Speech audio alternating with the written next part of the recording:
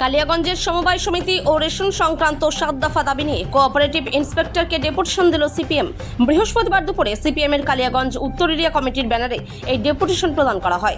মনোরঞ্জন পাটোয়ারি, সন্তোষ ঘোষ, সুজয় সাহা, স্বপ্না সমাজদার, সুমনা গুহ, অখিল ভৌমিক, তমাল বোস, অসিত রঞ্জন দাস, ধীরাজ ভৌমিকের মতো নেতৃত্ব এই প্রতিনিধিমূলক ডেপুটেশনে উপস্থিত ছিলেন। কালিয়াগঞ্জ ব্লকের দায়িত্বপ্রাপ্ত কোঅপারেটিভ ইন্সপেক্টর সঞ্জয় দাসের হাতে দাবিপত্র তুলে দিয়ে উপযুক্ত পদক্ষেপ গ্রহণের দাবি জানায় সিপিএম নেতৃত্ব। কালিয়াগঞ্জ কোঅপারেটিভ স্টোরসের অধীন বাসতলা মোড়ে রেশন দোকান পুনরায় চালু করা, রেশনে উন্নত মানের এবং সঠিক ওজনে খাদ্যশস্য দিতে হবে। নির্বাচন ছাড়াই মহিলা কোঅপারেটিভের পরিচালন সমিতি গঠন ও পরিচালিত হচ্ছে কিভাবে, কালিয়াগঞ্জ কোঅপারেটিভ স্টোরসের নির্বাচন করতে হবে। কালিয়াগঞ্জ থেকে অনুপ জয়সওয়ালের রিপোর্ট, বিগ নিউজ বাংলা।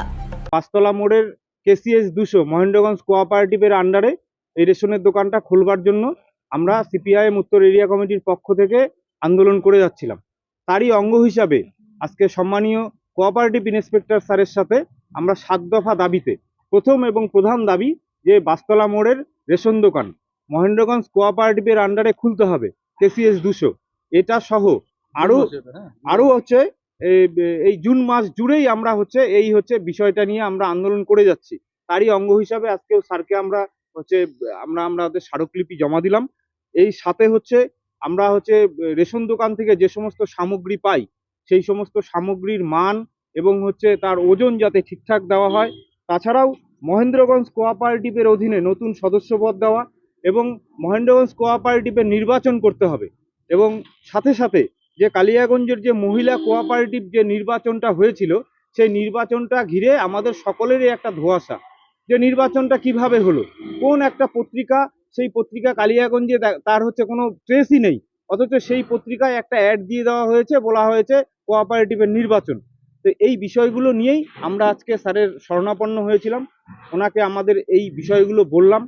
সাথে কোঅপারেটিভের যে নির্বাচন হবার পরে আপনার যে সমস্ত কর্মী বন্ধুরা বিভিন্ন রেশনের দোকানে কাজ করে তাদের যে পারিশ্রমিক খুবই কম, সেই পারিশ্রমিক দিয়ে তাদের সংসারটা চলে না।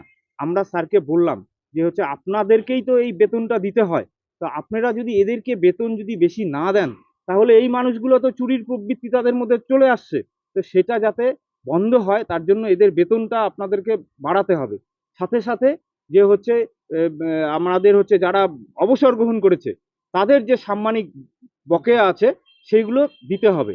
এবং আমাদের আরো আলোচনা প্রসঙ্গে আরো চলে আসলো পাইনিয়র কোঅপারেটিভ নির্বাচন, সেই কোঅপারেটিভের অনেক সম্পত্তি, সেই সম্পত্তিগুলো কিভাবে কি হয়ে যাচ্ছে, এই সমস্ত বিষয় নিয়েই আজকে ওনার কাছে স্মারকলিপি আমরা জমা দিলাম।